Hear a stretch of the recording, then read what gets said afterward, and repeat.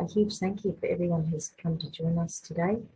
I'm going to start, of course, by introducing myself. Believe it or not, the team always have to remember to put that in notes for me, because one of the problems of being a long COVID sufferer is I forget automatic things like what is my name.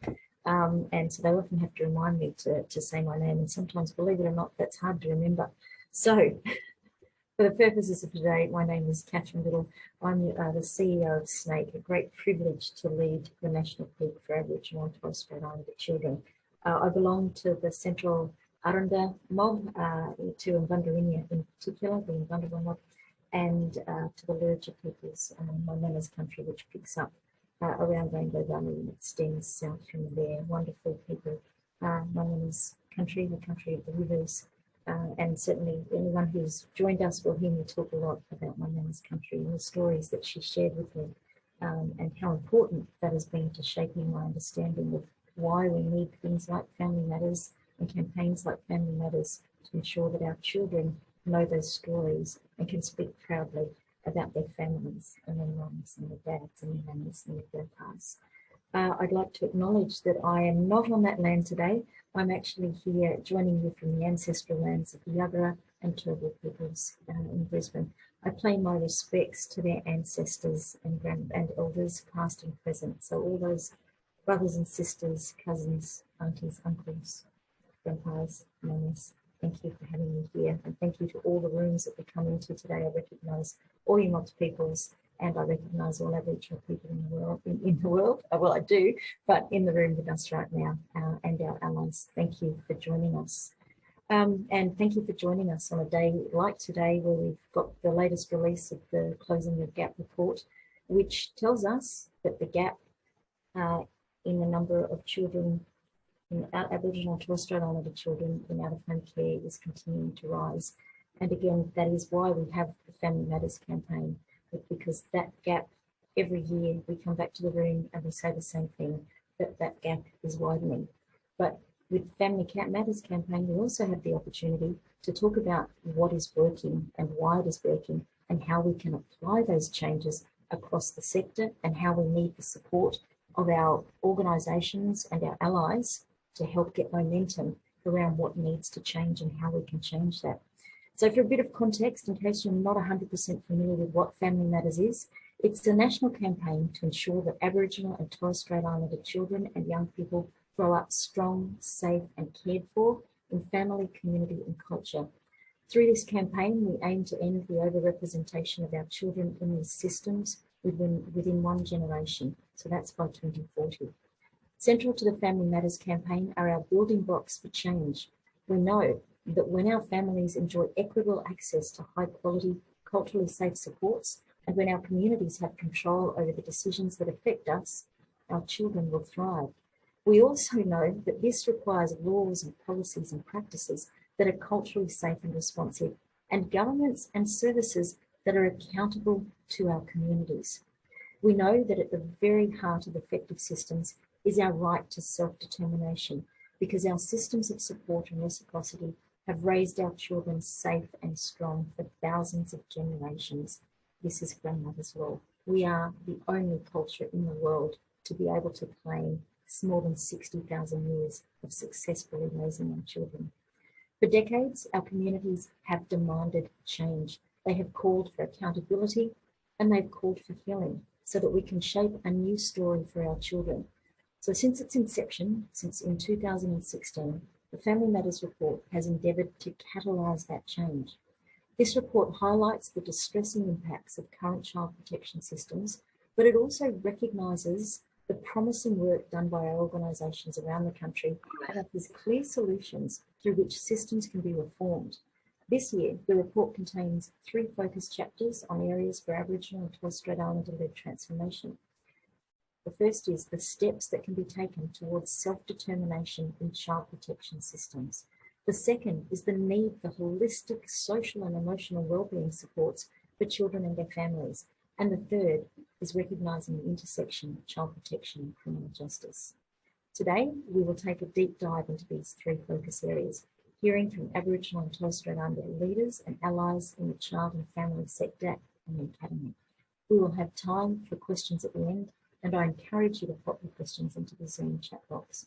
Now, to kick off our discussion on social and emotional wellbeing and self-determination, I have the great pleasure of introducing Dr. Paul Gray, a Wiradjuri man from New South Wales, and more importantly, my co-chair of the Family Matters campaign and someone who sits at the table with us without pay, without recognition, day after day after day. So Paul, it is always a great honour to have you in the room and to benefit from the dedication you show to improving the outcomes for our families and the recognition of the need for change.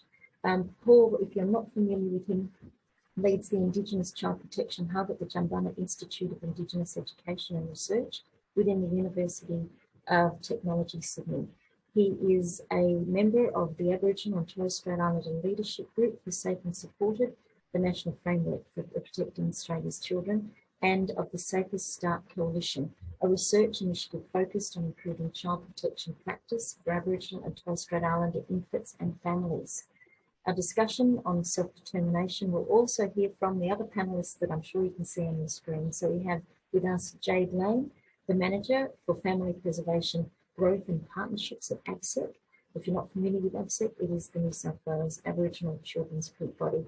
And we have Lisa Curtis and Carly Hunchad, the managers of the Moogle program at the Victorian Aboriginal and Child Care Agency, better known as VACA. Paul, Jade, Lisa and Kylie, welcome. I hope you've got your microphones off because we're about to have a chat. Paul, over to you. Thank you, Catherine. I would also like to acknowledge the custodians of the lands that everyone is joining us from today, lands and peoples whose sovereignty was never ceded, and pay my respects to their elders, past and present. In a somewhat unusual turn of events, I am joining from the United Kingdom in the early hours of the morning here in Oxford. And just to pick up on something that Catherine mentioned, we've heard today that government efforts to address the disproportionate removal of our children from their families by settler child protection systems continue to fail. And part of this challenge, I think, is a stubborn insistence to only look for solutions within settler colonial institutions and frameworks, despite acknowledging that colonialism is at the root of these challenges. And I wanted to, I suppose, bring into this conversation a quote attributed to Catherine in the press today. And Catherine notes, we know that the system was built to remove children. The system is administered by non-Indigenous entities. Where we see it halted is where Aboriginal communities and Aboriginal community-controlled organisations have worked with their own families to say, what is it that you need? The evidence shows Aboriginal community control has the potential to hold the overrepresentation of our children in out-of-home care. And in this year's report, we've shone a light on some of these issues, presenting the evidence for these claims. We know that when First Peoples are self-governing and determine our own affairs, that outcomes are improved. To start this conversation, though, I wanted to provide a brief overview of what we mean when we talk about social and emotional wellbeing, which is sometimes shortened to SOOB, as it is quite distinct from Western approaches and often medicalized models of mental health and ill health and wellbeing.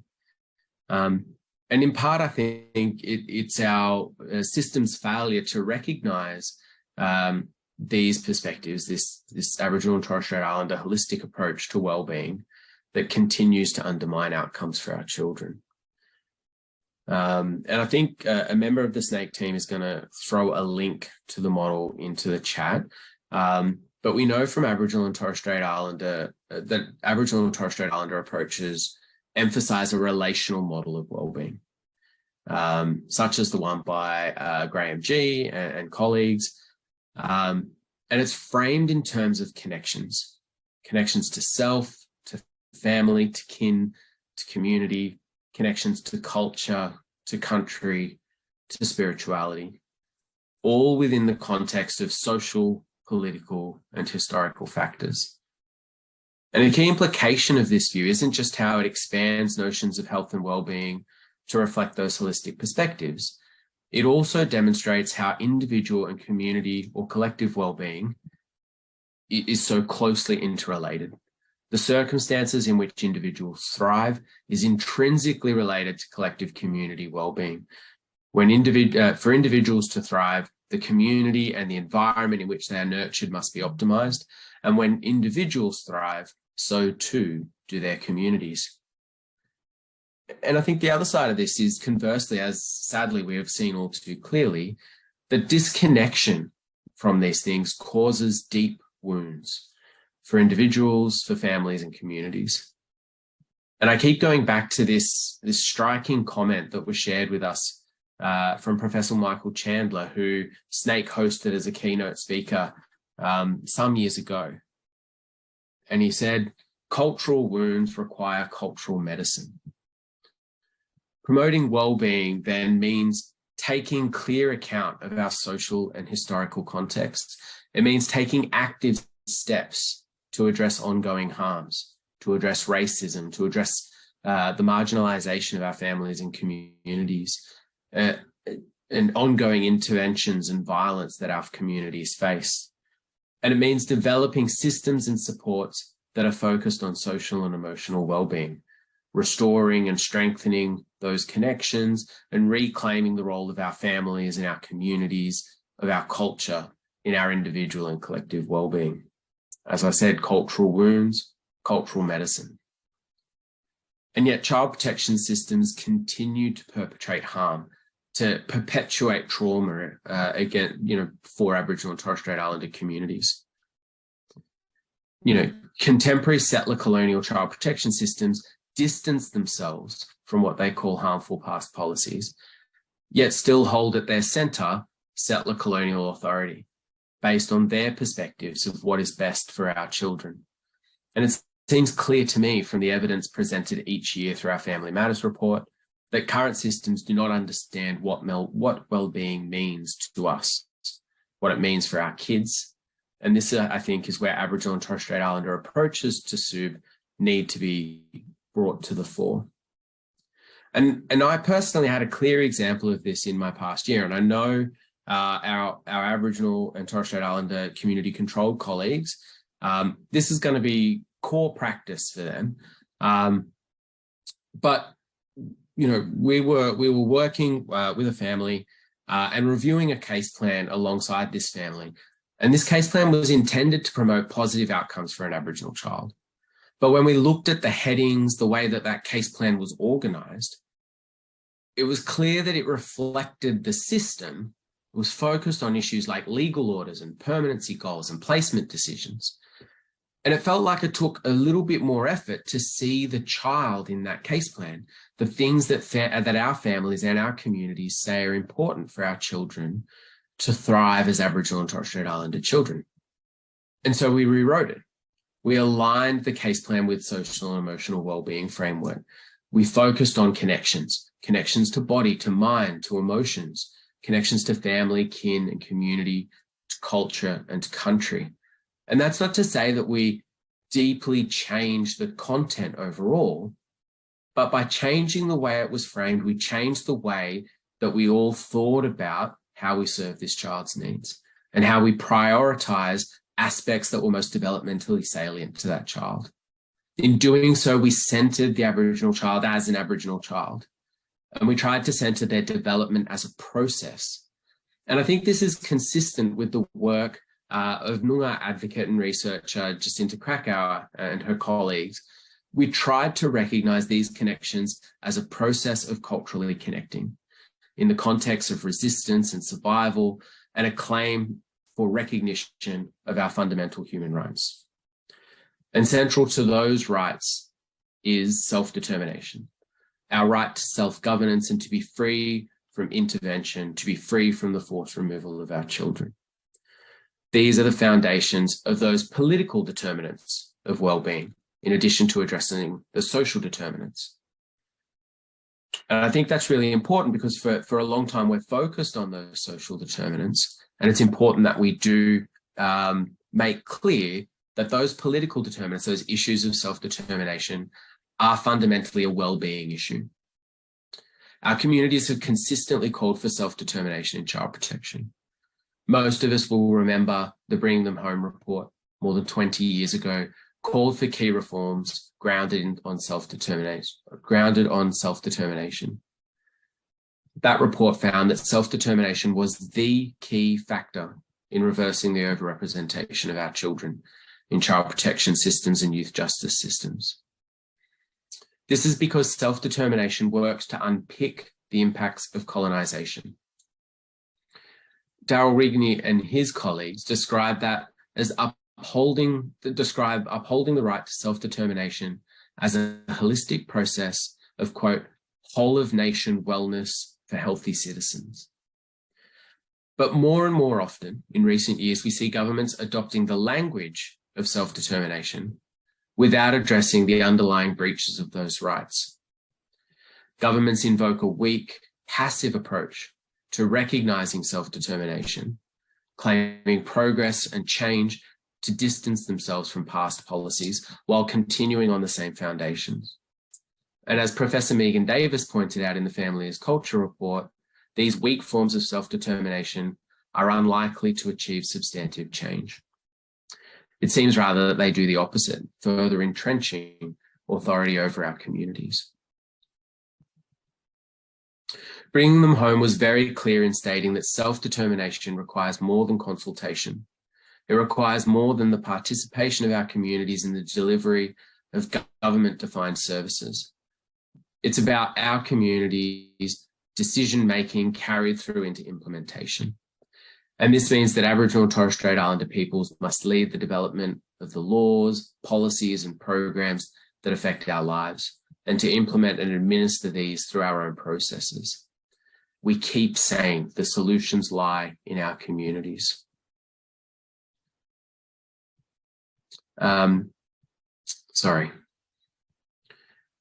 International research shows us that there are significant improvements in the well-being of children and young people when engaged in strong community-driven nation-building activities, enabling children and young people to connect with their country and engage in cultural roles, engage in governance and community representation and knowledge transfer, cultivates a sense of identity and promotes well-being, leadership and empowerment. And this is consistent with that holistic approach to social and emotional well-being that I spoke of at the start, taking account of both the political and the social determinants of well-being for both individuals and their broader communities. And so we know what is needed for the well-being of our children and families, centering those connections that underpin social and emotional well-being, and in the context of new systems, transformed systems that address the political determinants. Cultural wounds, cultural medicine. Community advocacy continues to centre on addressing those political determinants.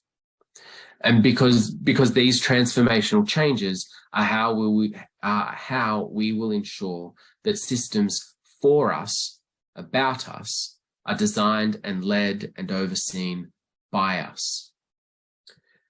And I'm really pleased to be able to introduce some of the sparks of change in this area. It moves towards transferring decision-making authority to our communities and organisations in some jurisdictions, and calls for changes to the commissioning processes that put local communities in the driver's seat about the systems and the services that their families and their children need. These are early days, and we're all watching very closely to see how these initiatives move forward. And making sure that they escape, I think, that the harsh rip of settler colonial logics in these systems, that they can genuinely promote those political determinants. But I hope, and I know, we've got fantastic speakers joining us with these examples, and I hope that these examples will provide our communities and non-Indigenous stakeholders real food for thought as we continue to work together towards transforming these systems. And so I'm delighted to hand over to Lisa and Kylie, who will take you through VACA's program, followed by Jade, who will be discussing ABSEC's work for Aboriginal community-led commissioning approaches. Thank you, Lisa and Kylie. Thank you, Paul. So my name's Kylie Ponchard, and Lisa and I are going to talk to you about the journey that VACA and Badaka on about community protecting boreais. But before I start, I too would like to acknowledge the various Aboriginal lands that we're meeting on today, and pay my respects to elders past, present, and emerging, and to everybody in this virtual room trying to achieve positive outcomes for our children and families. If you could just move to the next slide.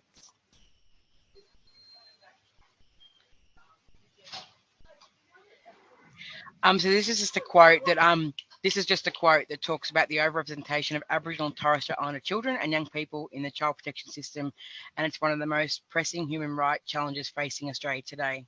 And it is therefore incumbent on all of us to explore what more can be done and actually to do it. And this is a reminder why change is so necessary.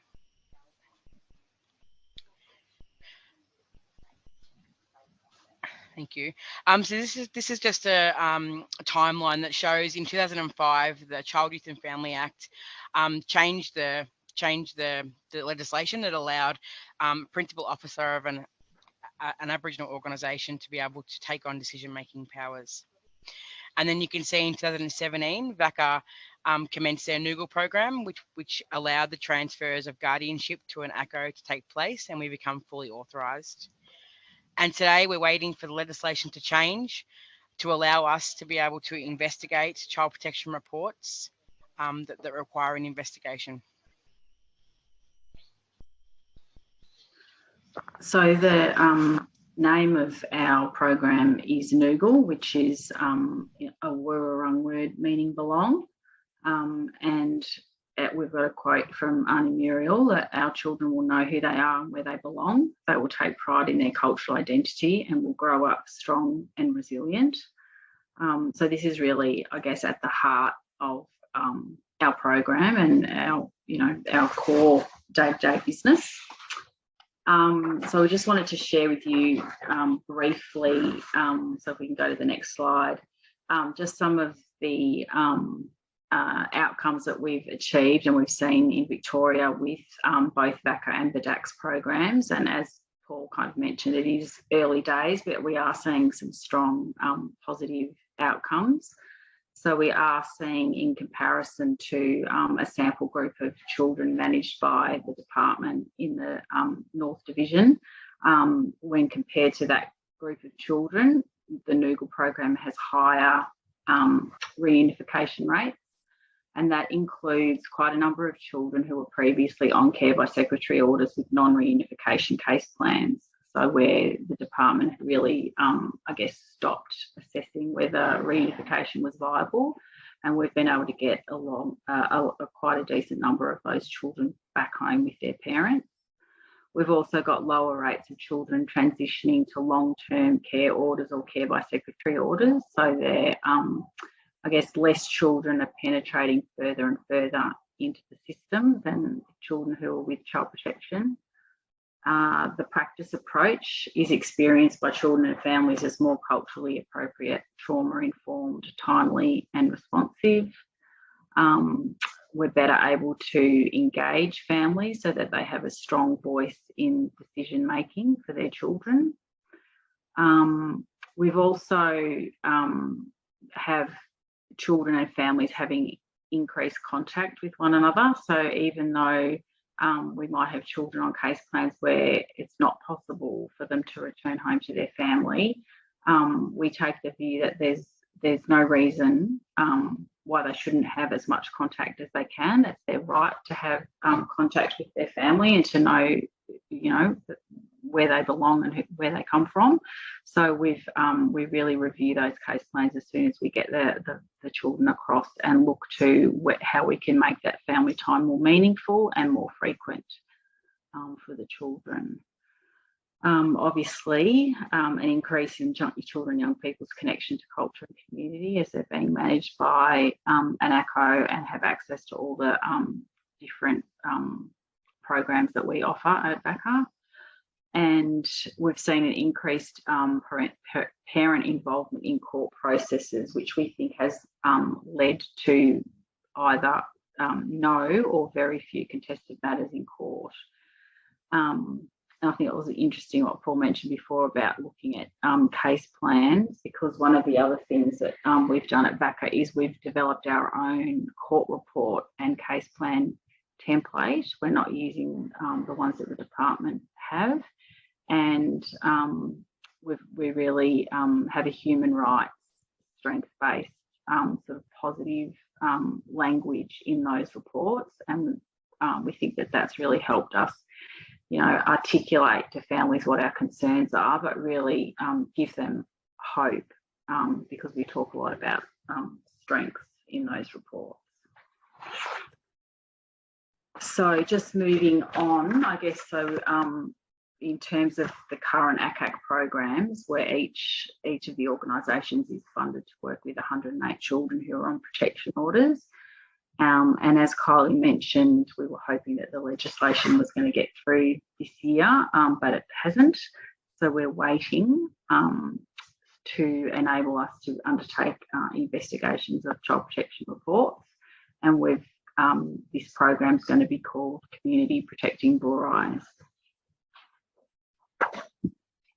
So the next slide, we won't dwell on that, but that's just really what the legislation is going to look like, and it's referenced there that we're going to be authorised for a class of children rather than on an individual child-by-child basis. So that class of children is children subject to a child protection report. So that will enable us to undertake those investigations. And back to Kylie. So Community Protecting Boor Eyes is doing it our way, but we need to be clear that when we talk about taking on investigations, we're not talking about adopting CP's model of investigations. We're talking about the functions and tasks, but what is exciting is we have the opportunity to do it differently. We have the opportunity to draw on all of the Aboriginal practice wisdom and our growing evidence-based development over decades. We apply our own practice frameworks and approaches in order to transform the business of investigations is a way that best serves Aboriginal children, families and communities.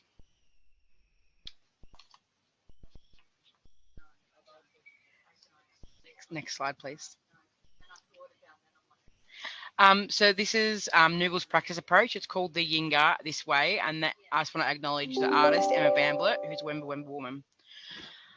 So as you can see, it's a possum skin cloak, and each panel represents, is what you can see on the screen: spirituality, mind, body and emotions, connections to family, connection to community, connection to land, rivers and country. So applying this to Community Protecting Boor Eyes is our underlying principles. We're child at the centre, where the possum skin is wrapped around the child.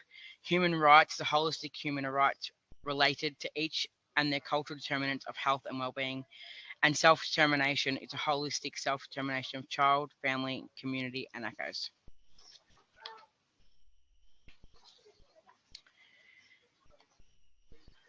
So language expresses the patterns and structures of culture and consequently influences human thinking, manners, and judgment. Culture is lived and language through all of its manifestations, projects, life, giving, performance, texture. One of the ways we hope to transform the business of investigations is being really conscious about the power of language. So in an effort to bring about change with families and also hopefully with the broader child protection and child and family services system, Noogle and Wataka, which is the DAC's name for this investigation team, and I just want to acknowledge here as well that we did, we had a joint working group with the DAC to come up with this sort of framework and approach. So we have made a conscious effort around the language that we are using. So focusing on using humanising and relational language, prioritising language that families actually can understand, using cultural language and using positive language. So in our practice manual, we've developed a dual language approach where our language sits alongside the child protection sort of phase language.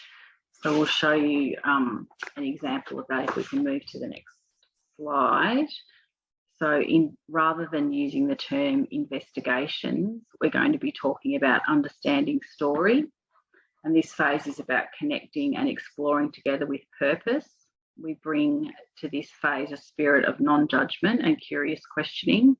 We strive to create safe spaces so that all voices can be heard, and we practice deep listening so that we can gather together and balance the many truths, in turn coming to a fuller understanding of story. The next phase is referred to as protective intervention by Child Protection, and we're going to be calling this phase stepping in and strengthening safety together. And this is where a Child Protection report has been substantiated and there's recognised need to step in and strengthen safety together. As a statutory service in the business of protecting children, we have a legal obligation to uphold the best interests of the child, and we won't compromise on this. However, we do strive to assert our statutory authority wisely in a way that does not step on or step over the rightful roles of Aboriginal families and communities in the care, protection and guidance of their own children. We take inspiration from Big Auntie energy. We strive to step in with love and care, reflecting the way community has always stepped in to stand between a child and a risk. We use both strong and strength talk, and we're not afraid to have real, firm, no-nonsense talks and speak hard truths, but equally looking for ways to talk up and breathe hope into families. And the final phase there was just stepping out and stepping back instead of closure, and it's recognising and coming to healthy endings and transitions with our work with families, and ideally looking at celebrations with families. So I'm just going to hand back to Kylie just to talk through this last Yeah, so as you can see, we seek to apply a power authority based in love, responsibility and commitment. We take inspiration from Big Auntie energy, reflecting the way community has always stepped in to stand between children and risk. Truth telling with love and kindness, not being shy of a tough conversation, always looking out for the little ones and doing what needs to be done to keep them safe. Believing in families and actively demonstrating this belief. Seeing parents for who they can be, not for their faults, while not minimising what needs to change, and motivating families to dig deep.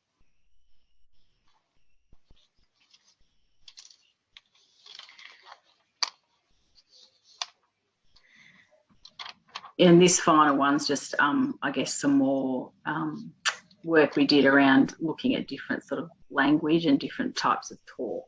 So we're, going to be referring to healing talk and hope talk, purpose talk and rights talk, which is the role and mandate. Gathering talk. So hoping to create safe spaces for informal yarning and which will allow a greater understanding and a greater voice for families to have a say in what happens to their children. So that was a really quick run through, I hope, of where we've come from, where we've been, and the sort of journey that we're on. And hopefully we'll have some good news with the legislation early next year, and we'll be able to share our journey further. So thank you.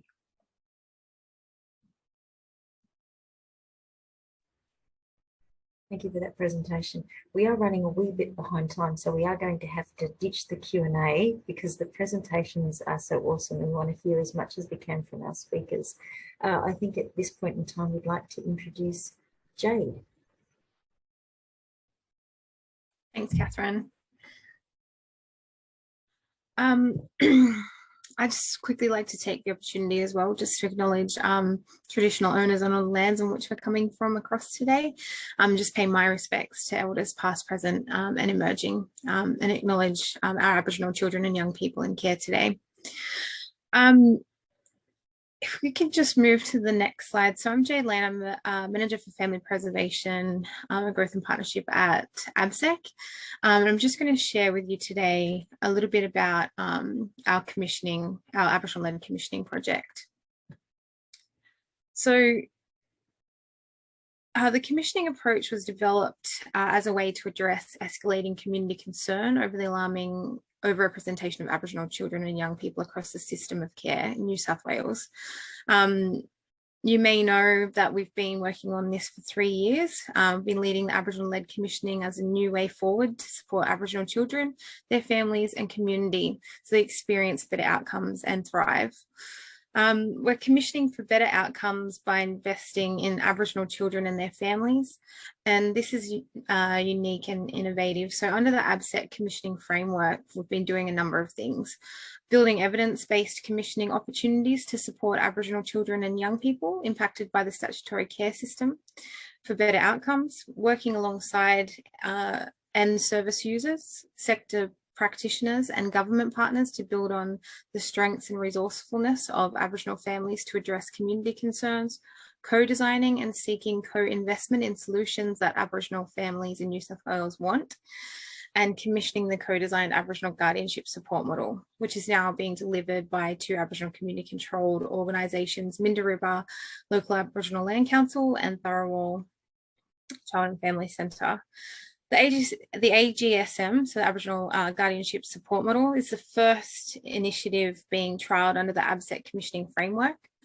This model is supporting Aboriginal children and young people who had been shifted in guardianship orders from 2014-15 onwards without any safety net provisions or any ongoing support from agencies. After seeing evidence that many children and young people on guardianship were not thriving from that 2014-15 onwards, many were being reported to child protection services, some having rush reports and some re-entering out of home care. We sought to address this concern through a ground up co-design community-led solution. I should just mention ABSEC, the intention is not not supporting permanency orders like guardianship.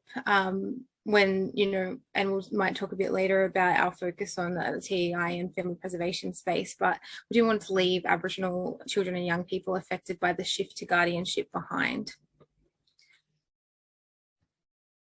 So in this session, I just wanted to go over how we're changing the landscape, how we're developing, designing and delivering the Aboriginal-led solutions that community helped create. So we'll give you an overview of what's been happening, ABSEC's Aboriginal-led commissioning, the Aboriginal commissioning framework itself, the co-designed Aboriginal guardianship support model, which I'll refer to as the AGSM, and the growing a model of supports at Minderibba on Awabakal lands and Tharawal on Tharawal and Gundungurra lands.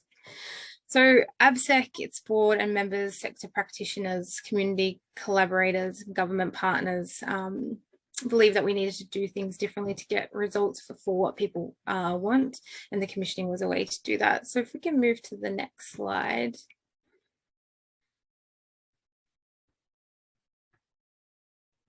Okay, so I just give you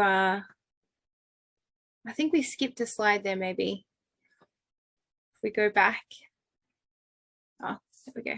Sorry, I'm working off 2 screens. So I guess give you a recap on our journey to date. So Aboriginal-led commissioning was co-created to address the community concerns. We know Aboriginal children make up nearly 40% of children in out-of-home care, despite being just 3% of the population. This situation persists despite multiple investments in system review and reform. It was widely acknowledged that new ways were needed to do better. Aboriginal-led commissioning was determined as a way to do better, align the needs of Aboriginal children in their family and community context, and target investment. Commissioning is built on the principles of self-determination and accountability, and importantly is enshrined within a framework owned by Aboriginal people and communities. In 2019, ABSEC's commissioning approach was launched by the board and government partners as a way forward, starting with addressing the escalating community concern arising from a shifting of Koori children and young people to the guardianship orders without safety net provisions or any ongoing support from agencies. A model of guardianship support had been proposed by FACTS in 2018. However, it was not based on evidence of what supports were actually needed or where services should be delivered and by who. So ABSEC entered into an agreement with DCJ to co-design and trial a commissioning approach and co-develop a service model of guardianship support in 2 selected areas. So our commissioning model is very different to how services are usually implemented. It is Aboriginal led, designed from the ground up, and involves all of those who have a stake in making it a success. It involves Aboriginal children and their families from the start. So we move to the next one, thanks. So I suppose just to give some background on the new approach, as you can see with the current model of looking at addressing problems, government policy often drives the system and may be slow to react to the needs of Aboriginal children and families, not responsive at all. The approach in decision making is top down, not adaptive to change. So government departments also often work in silos. So planning is often completed individually and not laterally. Services are rolled out which are not targeted or tailored to the actual individual needs of Aboriginal children and families, although they may be the majority of service users. Non-government organisations are required to complete complex reporting processes based on largely on outputs and not outcomes. With the Aboriginal-led commissioning approach, this new approach, Aboriginal children and families come first and are at the centre of the model. So we believe our families and communities are in the best position to drive these changes that they want through their Aboriginal agencies and non-government organisations. Our new ways for service planning and services to be developed ground up and delivered under a commissioning framework overseen by a commissioning agency, which will allow the system to quickly adapt to changes in that Aboriginal children and families want. The commissioning agency will provide high-level outcome reports to the relevant government departments and inform change. So ABSEC's currently working with our ACCO providers to trial the commissioning model and deliver new service supports.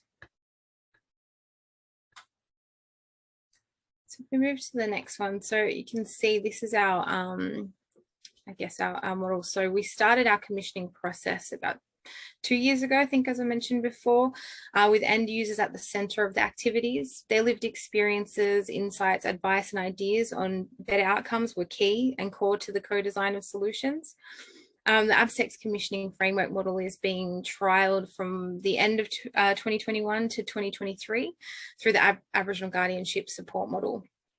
So the framework puts Aboriginal children and families at the centre of the three-phase commissioning process: design, planning, implementation and evaluation.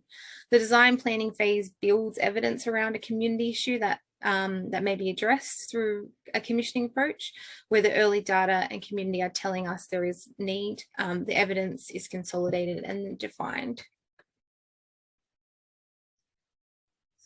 We move to the next one. So why commissioning? Our commissioning framework want to focus on an outcomes focus, so focusing on agreed upon outcomes that are measurable and link the achievement of these outcomes to investment. Strategic investment and value for money, so adopting strategic approaches to resource allocation decisions, application of performance incentives and risk sharing. Evidence and data. What's needed and what works. The design and investment is informed by data about what people want and evidence, including lived experiences, about what works best to address the needs. And, I think we've found in our work that lived experience as evidence and data and having the value placed on that is so important. So people and place centered. So there's a greater focus on service users and developing people and place centered models of service and supports. Collaboration and integration. So there's a focus on better coordination and integration of service pathways towards outcomes. And finally, improvement and innovation. So it supports the investment that is structured to better enhance quality improvement and supports innovation and flexibility in design and delivery. Move to the next one. So the AGSM, or Aboriginal Guardianship Support Model itself, was co-designed using the ABSEC-led approach. So as you can see, and service users, guardians, service practitioners, community member and government representatives all come together to create the model of support for children and young people on guardianship and their guardians. So ABSEC, we held a series of 9 co-design workshops. We used the double diamond co-design outcomes approach.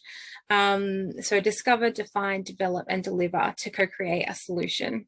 So we sincerely, we sincerely thank all of our co-designers who came together and shared their insights and their experience, advice, expertise, and obviously we're very passionate in developing a model of support for the children and young people on guardianship and their families. So they're important partners and continue to be as we trial the model going forward as well. So as stated earlier, Aboriginal children and young people are at the centre of the heart of this new Aboriginal guardianship support model. This model has been designed from the ground up, so starting with conversations with guardians about their experiences of shifting to guardianship. The aim of the model was to ensure that Aboriginal children and young people on guardianship orders had the support that they need to thrive, and particularly in areas of health, education, dental, mental health, wellbeing, community and cultural connection. So really coming out from that holistic approach, which is what, the ground up was telling us. There are over 90 eligible children in each of the 2 trial areas of Hunter and Southwest Sydney to access the supports. And the trial of the model is for 2 years, as I mentioned previously. The time period was determined by the investment funds available to support the initiative. As well as leading the co-design process and creation of the support model, ABSEC is also commissioning the Aboriginal community providers to deliver the model. We're expecting the ACCO providers to work with about 60 children and young people in year 1 of the trial, and then probably 40 each year after. So we're all seeking to see better outcomes through delivery of this model of support. We need a way to demonstrate the effectiveness of the approach in an authentic way, and to show real outcomes in children's and their guardians' lives that mean something to them. With this support service, the service users will have access to safety net provisions. They have been seeking to ensure they have better outcomes. And the support service also seeks to support communities in addressing issues around child safety and reducing the risk of returning a child to protection services or out-of-home care. So looking at the model, the components of the co-design model on the screen will be delivered by ACCOs through a community hub, a one-stop shop type model, and a one point of contact hub. So the guardians involved in the co-design expressed strong views about accessing better family support in raising their kids, information and referral, advocacy support, cultural support, community connection support, and through building better local network support through that way as well. So guardians were both Aboriginal and non-Aboriginal, just to mention. And then, so if we just skip to the this next slide. So through our commissioning model, we've turned the service solution design approach upside down. So it starts with Aboriginal people and community. And obviously this approach, hugely supports self-determination. Everyone has a stake in making the initiative a success. So our project partner relationships are quite unique. They've evolved throughout the commissioning cycle so far. So we share visions and responsibilities and promote mutual decision-making with ABSEC as the leader in commissioning approach, including being the project sponsor, business leaders and project managers, and the chair of the governance groups. Government departments include Department of Communities and Justice as the main partner as a funding body, New South Wales Treasury as the commissioning leader in New South Wales, leader in human-centred design for better outcomes and Aboriginal economic outcomes, Premier and Cabinet as overseer of Premier's initiatives, priorities and government commitments, and Aboriginal Affairs as advisors on culturally appropriate protocols practice, and particularly around authentic evaluation. And service users who have been involved from the beginning will continue to be involved throughout the process as advisors, sharing their experience and knowledge, co-designers, service selectors, and involved in feedback loops and evaluation process. Community members, again, as advisors, co-designers, supporters, and involved, again, throughout the process through feedback loops and evaluation mechanisms, and sector practitioners as advisors, co-designers, supporters, as the delivery partners, obviously, and participants in the evaluation. So at the end of this initiative, together we really want to review the learnings, evaluation and findings of Aboriginal-led commissioning approach and benefits of the co-designed Aboriginal guardianship support model for future application.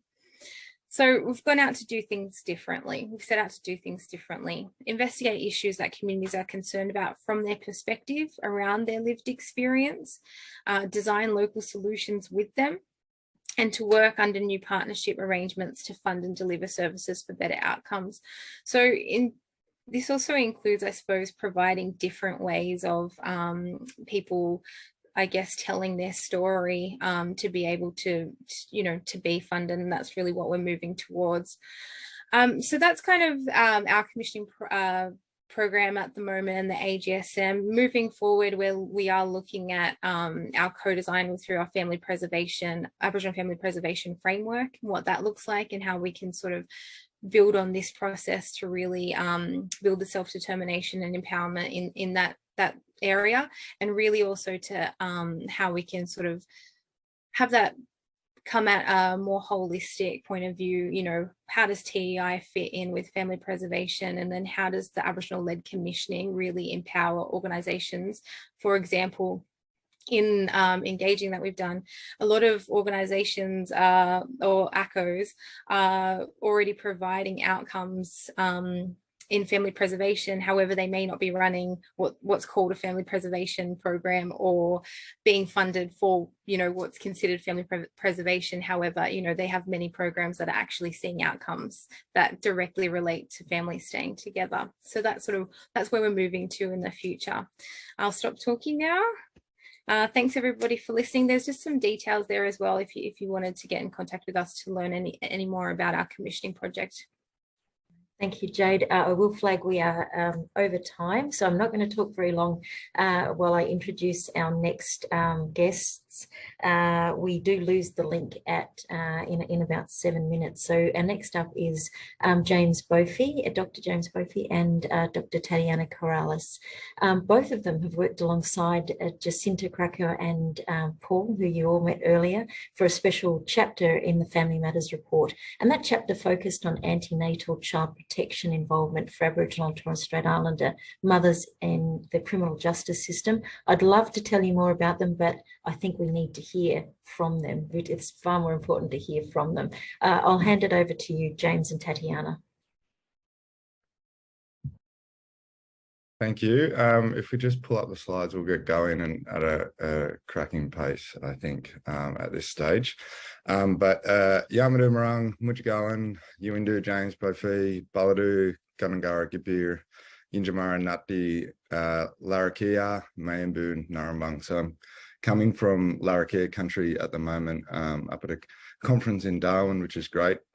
So just acknowledging their care of this beautiful country up here at the moment. So if you go to the third slide, please, we'll just get straight into it, and I'll hand over to Tat to take this one, and then I'll jump back in a second. The traditional owners of the lands on which I live and work, the Wadawurrung people of the Kulin Nation, and pay my respects to their elders past and present. So today I'm presenting to you as a member of the Safer Start Coalition. Safer Start Coalition is a coalition of Aboriginal and Torres Strait Islander led advocates, researchers, service providers, and it extends to Indigenous people. So I am humbled to be able to present on their behalf, but I in no way speak for the Safer Start Coalition. So the coalition has done some significant work around the issue of infant removals and the need for therapeutic, culturally embedded models of support, particularly during the perinatal period. And I strongly recommend people to read the article that is up there on the slide.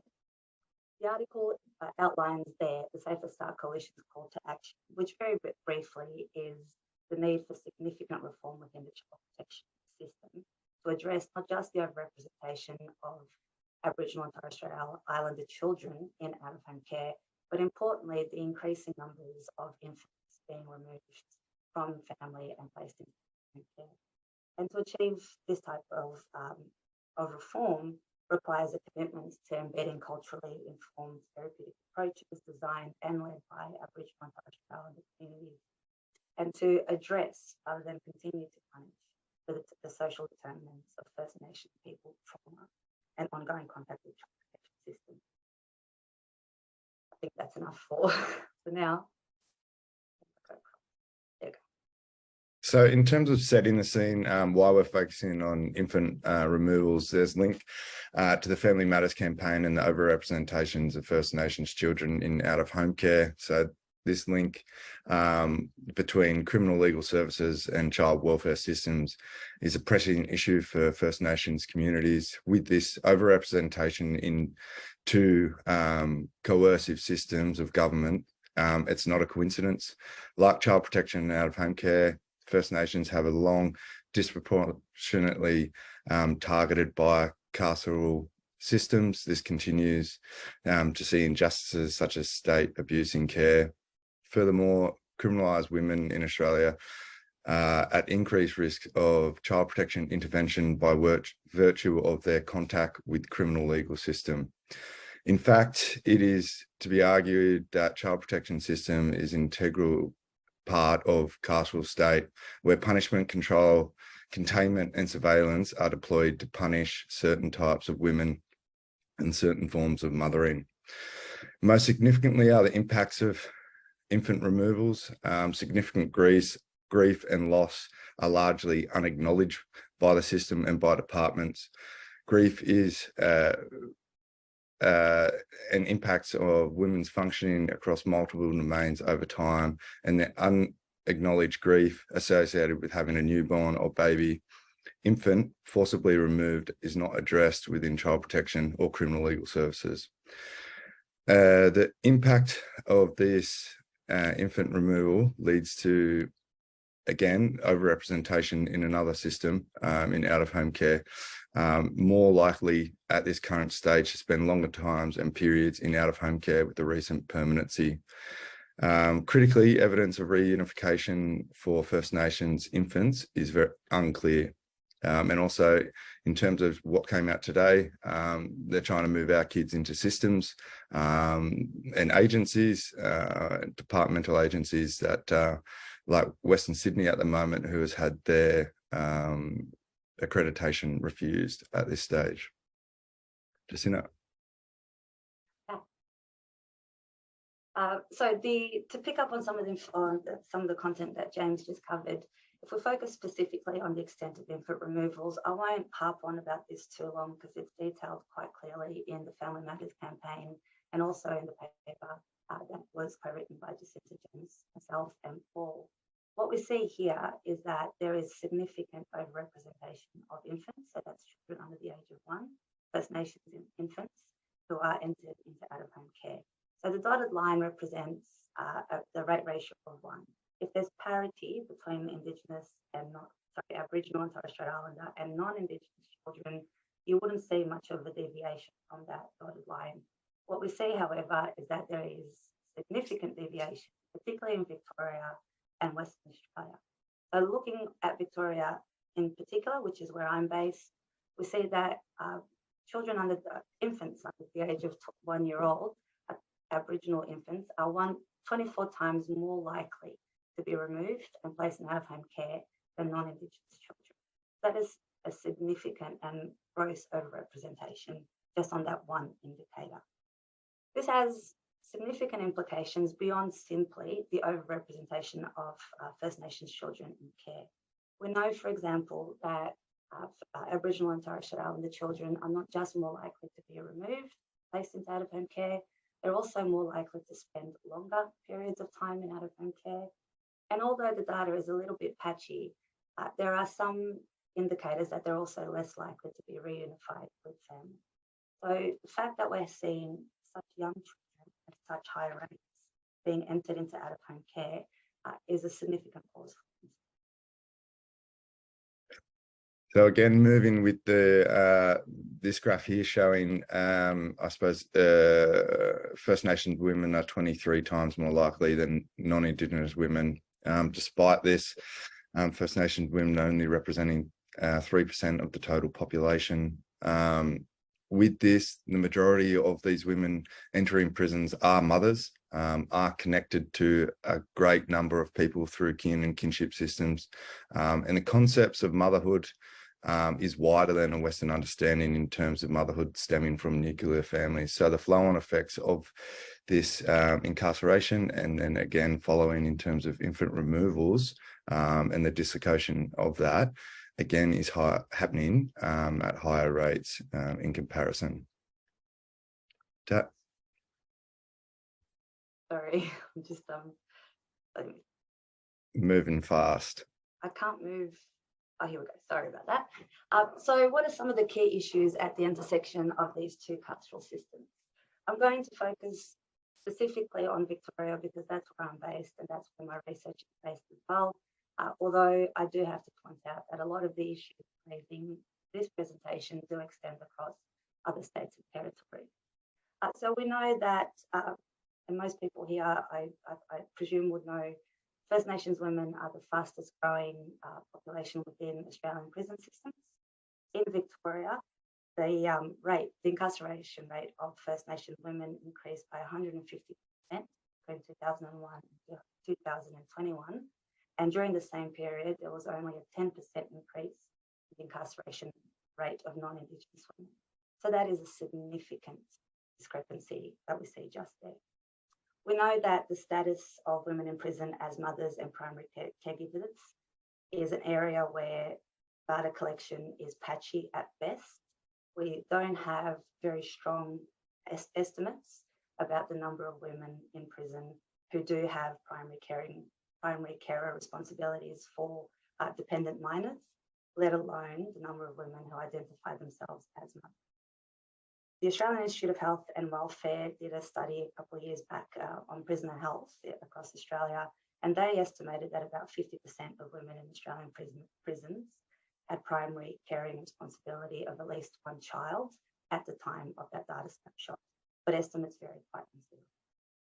We have even less information about the number or the proportion of women, whether First Nations or non-Indigenous, who are pregnant or give birth in prison. And this is a shocking oversight, particularly given what we know about the increased physical, emotional, psychological vulnerability that accompanies both pregnancy and childbirth. And that's the focus of one of the projects I'm doing in Victoria at the moment. There is a near absence of publicly available data on the number of women who experience part or all of their pregnancy in prison or who give birth in prison throughout Australia. And I think, and for me, this speaks to systemic disregard for these women and their needs and the needs of their family and broader community. The other area that we have very little information about and which is pertinent for this discussion is the intersection of child protection and the criminal legal system. So based on some research that I've been doing at the moment, there are estimates that between 90 to 100% of women in Victoria prison have some form of child protection involvement, whether contemporary or historical. What we don't know, though, is how many of those women have children removed, have babies, infants, newborns removed at birth when they give birth in prison. So it's a bit of a circular argument. We don't know how many of these women are giving birth in prison and at the same time children, infants are being removed from this. This whole situation is complicated, again, in Victoria by recent amendments to the Bail Act. So at the moment, the Human Rights Legal Centre estimates that 50% of women in Victoria's prisons are there on remand, and of those 50%, 83% are First Nations women. So one of the big implications of this is that people on remand typically lack access to necessary services and support. It's unclear, again, because we have no information to speak, no publicly available data to speak to this issue, whether that's the case for women who are pregnant. The Victorian Ombudsman did an investigation in 2019 looking at the maximum security women's prison and their preparedness for the implementation of the optional protocol against the use of torture and other inhuman practices. And they found that women on remand were routinely denied access to the Living with Mum program, which is the mother and baby unit. It's unclear whether that's changed the intervening. The final issue that is significant, particularly in the context of that intersection, is the utilisation rate of mother and baby units. We don't have, or we have very limited data about what the rate of utilisation is and what the composition of the mums and bubs in those units are. We do know, for example, that the maximum security prison in Victoria tends to reserve the mother and baby units for foreign nationals who are living there with their babies awaiting deportation, or their children awaiting deportation. But we don't have much insight into who else has access and under what circumstances. And that's something I'll come back to after James has his vote. Oh no, this is still me, sorry. So that leads to some significant human rights violations. There's a lot that I could talk about here. I'm going to focus primarily on the shackles and restraints, issues around healthcare provision, and the exclusion, systemic exclusion. So despite a range of human rights instruments condemning and calling for the abolition of the use of shackles and other forms of restraints on pregnant women and women giving birth in prison, the information I'm getting at the moment in Victoria is that this practice is occurring as we speak. So women are routinely handcuffed as they attend antenatal appointments off-site in hospitals, and women can often be restrained following birth of a child. Now, there appears to be some discretion based on custodial officers and the prison general manager about which women do experience restraints after giving birth, and that discretion comes down to the idea of risk, whether it be flight risk, risk of harm to self, risk of harm to others. That seems to be the overall justification for why the use of restraints is justified. Which I think very clearly speaks to issues around women's rights, to bodily autonomy, to dignity, to integrity. We also know anecdotally, very, very difficult to confirm through data because we simply do not have access to it, that child protection are routinely called and are at hospital before the Aboriginal liaison officer is able to get there, Aboriginal wellbeing officer is able to get there. There have been a number of instances of Aboriginal women giving birth and having their babies removed from the maternity setting within hours of having given birth. And if Auntie Lynn, who's the Aboriginal wellbeing officer, is not able to get there in time, then there's very little chance that arguments can be put forward for why mum should be allowed to keep baby with her, at least in hospital. There are some issues around healthcare provision. This speaks more to the healthcare provision for bubs in prison rather than for women, although there are some indicators that there is, or not indicators, although we know that the provision of antenatal and postnatal care for First Nations women in Victoria's prisons is not perceived to be culturally safe or culturally appropriate. There's very little on offer in terms of helping women navigate the grief and loss of having a baby removed. And there's also very little in terms of managing the impacts of postnatal depression, postnatal psychosis amongst women who've given birth, and particularly those who have lost their babies to child protection. And then finally, there are indications that Aboriginal and Torres Strait Islander women are routinely and systematically excluded from the mother and baby program. This was raised by the Victorian Ombudsman. It was raised in a publication by some researchers in Victoria and New South Wales, and it appears to be something that the Victorian prison system is attempting to address, but is not really able to do so. The reasons for why Aboriginal women are excluded have not been made clear, and it becomes really difficult to point to an explanation that doesn't involve systemic racism, given that there is no other justification provided by the system. So finally, I suppose in summation from what Tat has presented today, in terms of a call to action, I suppose, from this paper and this presentation, there's the movement to, or the understanding that incarceration of pregnant women should be last resort, that in terms of pregnancy is factored in terms of sentencing and how that is considered. In terms of therapeutic supports and other provisions, that these are done in a culturally informed way by First Nations organisations and people, and that there are a number of options in terms of these services to the clients. Immediate ban on the use of shackles, as Tat was talking about the use of shackles during pregnancy, and in terms of movement from centres to health facilities, and more transparency in terms of, yes, we did discuss that there was a lot of missing data and inability to access this data. So increase transparency in terms of involvement of child protection and women in terms of the birthing units. And yeah, second last slide is for further information, which we presented in terms of that previous paper, and that is us. Thank you, Catherine. James and Tatiana, thank you for sharing that. Extraordinary that we have to have a conversation about data in the first place, but that's what this Family Matters report is about. It is about trying to find where those data sets are so that we can create the story that shows just how monstrous the impacts of the system are. And without the work of people like yourselves, we wouldn't be able to shine a light on that and to push governments to look more closely at what the story actually is and understand what is actually happening. So thank you all. Again, thank you to everyone who has made time today. I know we've run out of time and most of you have managed to stay online with us. Again, speaks enormously to the commitment of people within the sector and to the sector.